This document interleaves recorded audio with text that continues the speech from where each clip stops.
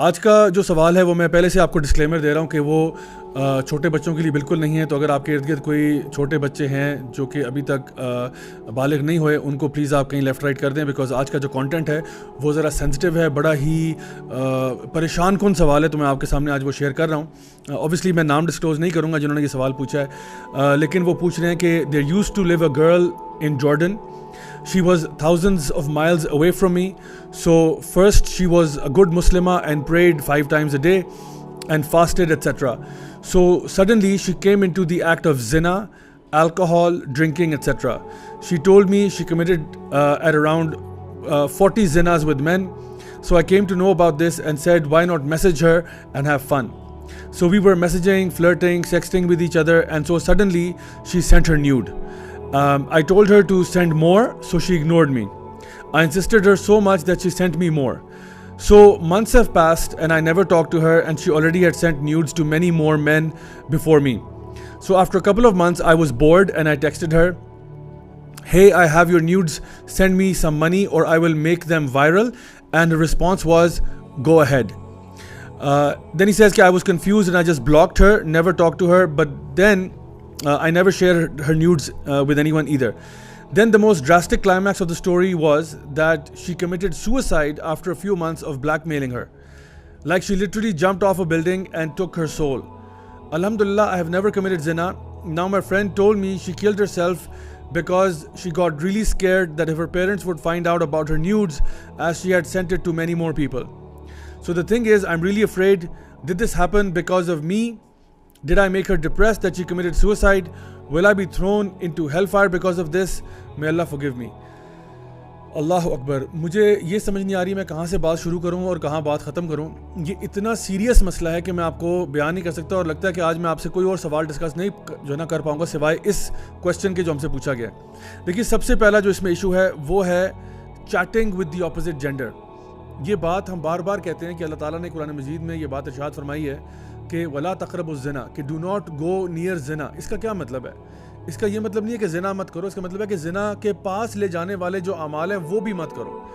Those things that take you toward زنا, step by step, you know, that messaging, that sharing voice notes, sharing videos, sharing pictures, sharing whatever, یہ یہاں سے بات شروع ہوتی ہے.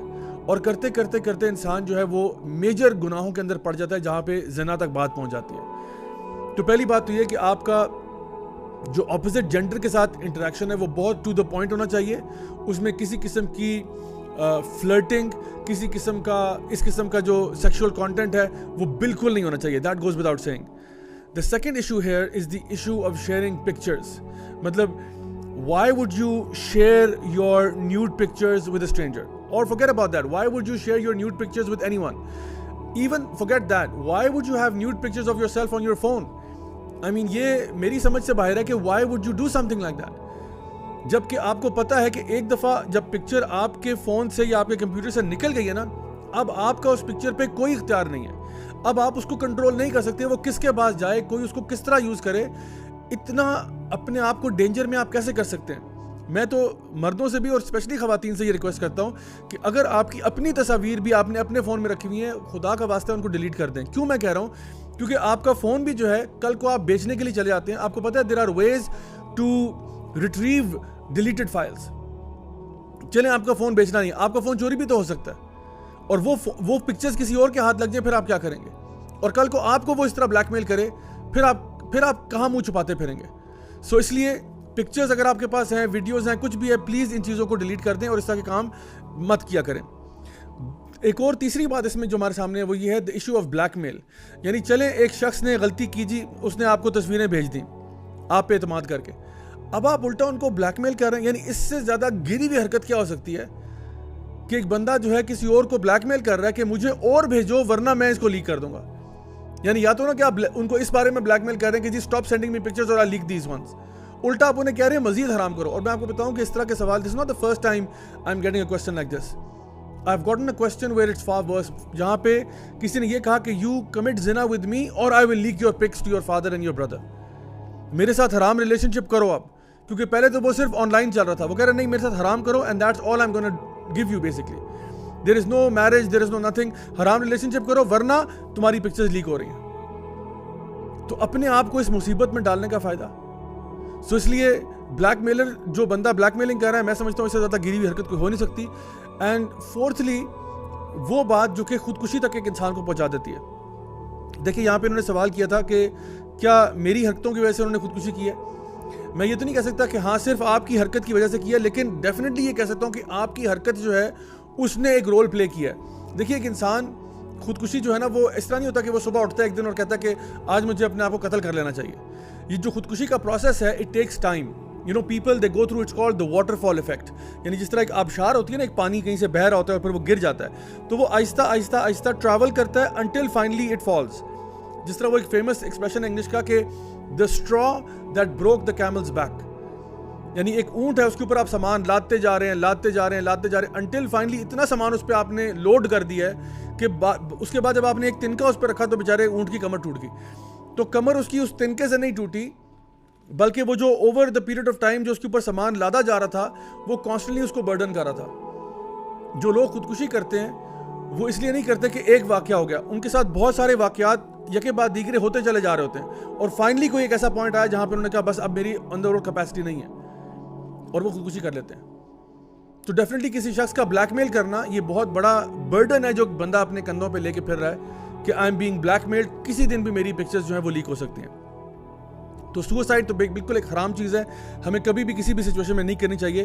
بلکہ رادر میں یہ کہوں گا کہ اگر خدا نہ خواستہ آپ کسی ایسا شخص ہیں, چاہے مرد ہے یا عورت ہے, جس کو بلیک میل کیا جا رہا ہے, تو reach out to one of your family اور لوڈ ونس.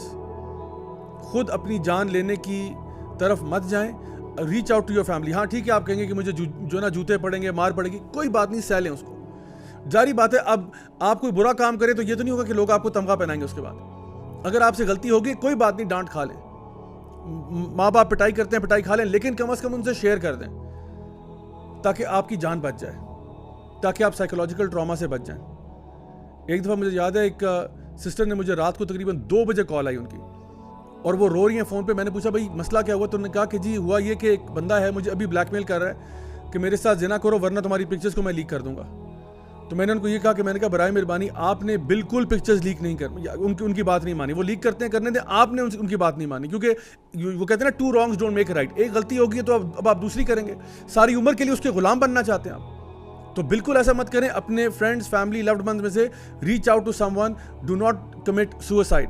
اینڈ فائنلی جو آخری بات انہوں نے جو مینشن کی وہ ریپینٹنس کے بارے میں, کہ وہ توبہ کرنے والے ہیں. دیکھیں اگر انسان کوئی بھی بڑے سے بڑا اس نے گناہ کیا ہوا ہے, اگر وہ توبہ سچے دل سے کرنا چاہتا ہے تو انشاءاللہ اللہ تعالیٰ نے توبہ کے دروازے ہمیشہ کھولے رکھے ہوئے ہیں. تو میں ان بھائی سے بھی ریکویسٹ کروں گا کہ دیکھیں جو آپ سے غلطی ہوئی آپ توبہ کریں سچے معنوں میں, ایسا کام آئندہ نہیں کرنا, اور اب کوشش کریں کہ اللہ کی طرف لوٹ آئیں. اللہ تعالیٰ یقیناً گناہوں کو معاف کرنے والا بھی ہے, لیکن اگر آپ اللہ تعالیٰ کے بتائے ہوئے احکامات پر اب سے چلیں گے, پچھلی چیزوں کو رپیٹ نہیں کریں گے, نیکی والی راستہ اختیار کریں گے, تو انشاءاللہ اللہ تعالیٰ رحمان بھی ہے, رحیم بھی ہے, غفور بھی ہے, غفار بھی ہے. انشاءاللہ I'll see you guys next time with another episode of پوچھ لو. Until then, والسلام علیکم.